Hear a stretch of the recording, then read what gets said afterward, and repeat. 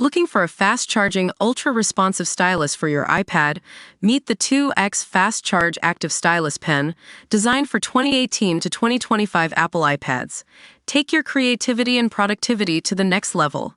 Click the link in the video description to shop now on Amazon.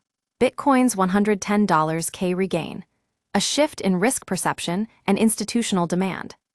So, what happened over the weekend that led to Bitcoin regaining its footing above $110,000? Well, it all started when a tariff announcement sent shockwaves through global markets, causing digital assets to take a hit. Bitcoin plummeted from just below $111,000 to as low as $108,600 in response to Trump's threats of steep levies on EU goods and Apple iPhones manufactured abroad.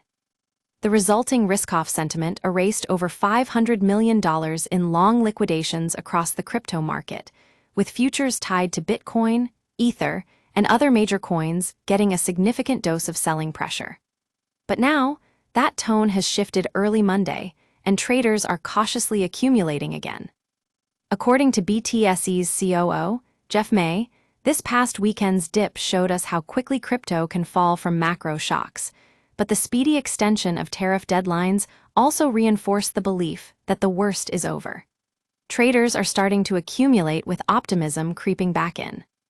Options flows suggest a renewed demand for topside exposure, with 1,000 contracts of the September 130K BTC call being swept up.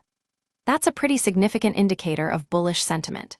And it looks like Singapore-based QCP Capital agrees that there's a constructive medium-term setup in play, citing persistent ETF inflows, regulatory progress in the U.S., and continued institutional demand.